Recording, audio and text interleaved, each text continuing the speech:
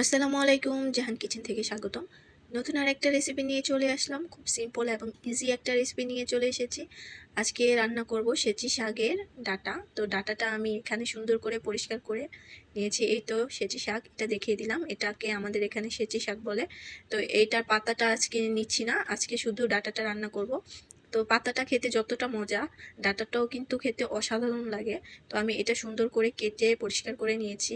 এখানে রসুন কুচি নিয়েছি, পেঁয়াজ কুচি নিয়েছি, আর এখানে নিয়েছি একটা আলু মাঝারি সাইজে চিকন করে ভাজির মতো করে কেটে নিয়েছি, আর একটা বড় সাইজের টমেটো টুকরো করে কেটে নিয়েছি। আর এটা আমি রান্না করব একটা মাছের মাথা দিয়ে। সুন্দর করে এই রেসিপিটা তৈরি করে দেখাবো সবগুলো জিনিস দিয়ে। আপনারা চাইলে মাছ দিয়েও তৈরি করে নিতে পারেন। আর এটা হচ্ছে একটা রুই মাছের মাথা। তো প্রথমে আমি একটা কড়াই বসিয়ে দিয়েছি চুলাতে। তো মাথাটাকে আমি ছোট ছোট করে কেটে নিয়েছি। এভাবে রান্না করলে খেতে কিন্তু দারুণ লাগে। শুধু যে রুই মাছ দিয়ে রান্না করলেই মজা লাগবে তা কিন্তু নয়, আপনারা আপনাদের পছন্দ মতো যে কোনো মাছ বা মাছের মাথা দিয়ে কিন্তু রান্না করে নিতে পারেন। এই রেসিপিটা খেতে কিন্তু দুর্দান্ত স্বাদ হয়। মাছ মাছ মাংস সব কিছু ছেড়ে এই শাকের রেসিপি খেতে হবে।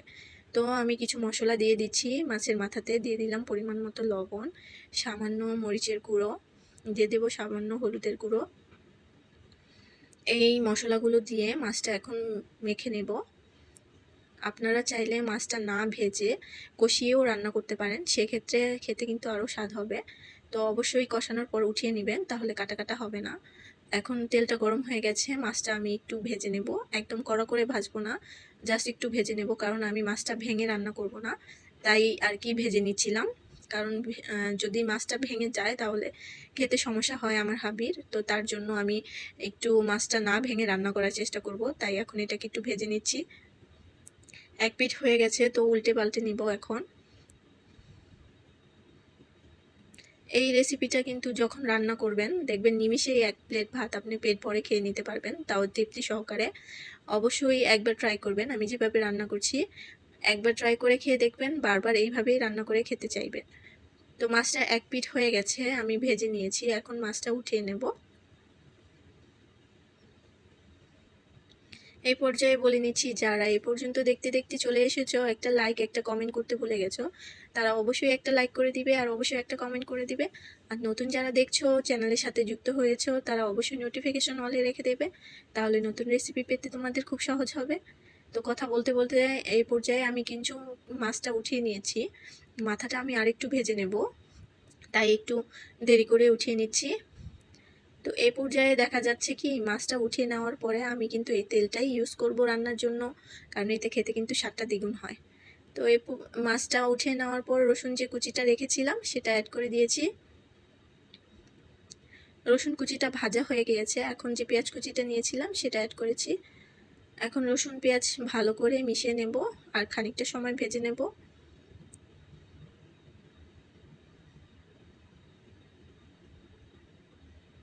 এই পর্যায়ে আমি দিয়ে দিচ্ছি সামান্য স্বাদ মতো লবণ। লবণটা দিয়ে দিচ্ছি যাতে পেঁয়াজটা তাড়াতাড়ি ভাজা হয়ে যায়, তার জন্য লবণটা অ্যাড করে নিলাম। লবণটা অ্যাড করে নেওয়ার পর আমি দিয়ে দিয়েছি যে টমেটো কেটে রেখেছিলাম সেটা। সেটা দেওয়ার সময় ক্যামেরাটা অফ ছিল, দেখাতে পারিনি, তার জন্য দুঃখিত। তো এখন পরিমাণ মতো দিয়ে দিচ্ছি আদা রসুন।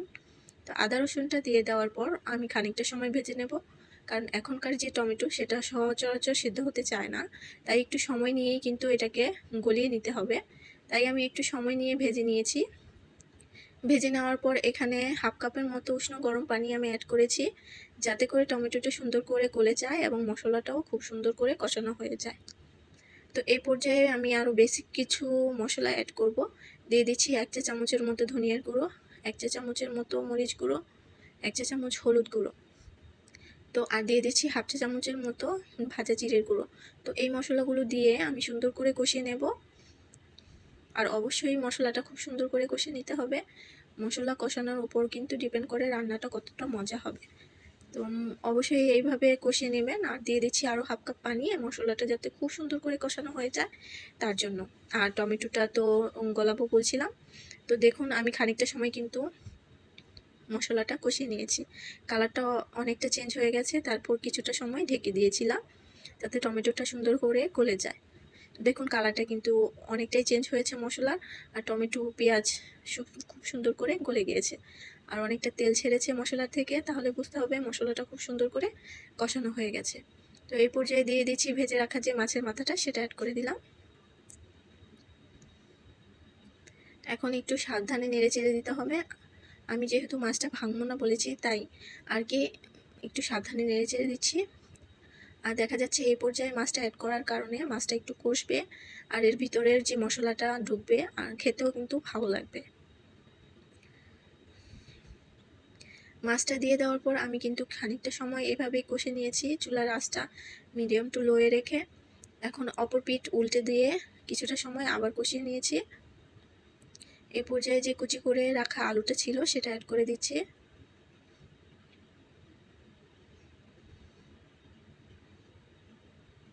আলুটা দিয়েও কিন্তু আমি সাবধানে নাড়াচাড়া করে নিচ্ছি, কারণ আমি আলুটাও কিছুটা সময় কষে নেব ওই মাছটার সাথে। শাকটা যেটা, সেটা কিন্তু হতে একদমই সময় লাগে না, খুব অল্প সময় লাগে। তার জন্য আমি আলুটা এই সময় অ্যাড করেছি, যাতে আলুটা একটু সেদ্ধ হয়ে যায়। যখন আমি শাকটা দিব সমান ব্যালেন্স যাতে হয়ে যায়, তাই এখন আমি খানিকটা ঢেকে রান্না করে নেব। এখন আমি কিন্তু এর মধ্যে আর কোনো এক্সট্রা পানি অ্যাড করিনি, এমনি চুলার আঁচ লোয়ে রেখে আমি খানিকটা সময় সেদ্ধ করে নিয়েছি। এই পর্যায়ে যে শাকটা কেটে রেখেছিলাম সেটা অ্যাড করে দিচ্ছি। ট্রাস্ট মি, এভাবে একবার রান্না করে দেখবেন, আপনার মুখে স্বাদ চেঞ্জ হয়ে যাবে। রুচি না থাকলেও আপনি অনায়াসে 1 প্লেট ভাত তৃপ্তি সহকারে খেয়ে নিতে পারবেন এই রেসিপিটা। তো এখন আমি সবগুলো শাক দিয়ে দিয়েছি। এখন আমি এটাকে ঢেকে খানিকটা সময় এমনিই রেখে দেবো। আমি কিন্তু নাড়াচাড়া কিছুই করিনি। খানিকটা সময় চলে এসেছে, দেখুন অনেকটা কিন্তু কমে গেছে শাকটা অলরেডি, আর কালারটা এত সুন্দর সবুজ লাগছে, এমনি মনে হচ্ছে এখনই খেয়ে ফেলি। আমার কাছে এই রকম সবুজ রঙের শাকগুলো এত ভালো লাগে রান্না করার পর খেতে, দেখলেই তৃপ্তি সহকারে মনটা ভরে যায়। তো খাওয়ার সময় তো আরও ভালো লাগে। তো এখন সাবধানতা অবলম্বন করে আমি কিন্তু উল্টে পাল্টে দিয়েছি।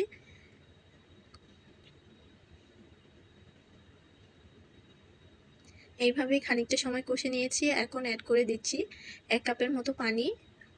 এর থেকে বেশি পানি আর অ্যাড করব না, কারণ শাকটা অলরেডি আমার অনেকটাই সিদ্ধ হয়ে গেছে। এখন ঢেকে দিয়েছি। আবার চলে আসলাম খানিকটা সময় পরে। আমার রান্না অলমোস্ট কমপ্লিট হয়ে গেছে।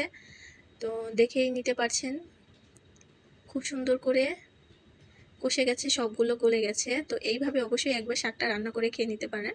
আপনারা দেখতে পারেন যে এই রেসিপিটা কতটা মজা হয়, একবার খেলেই মুখে লেগে থাকবে এর স্বাদ। তো আমার রান্নাটা অলমোস্ট কমপ্লিট, শেষের দিকে, তাই আমি নামানোর আগে খানিকটা ধনেপাতা কুচি অ্যাড করে দিচ্ছি ফ্লেভারের জন্য। খেতে এর স্বাদ আরও দ্বিগুণ হয়ে যাবে এই ধনেপাতার কারণে।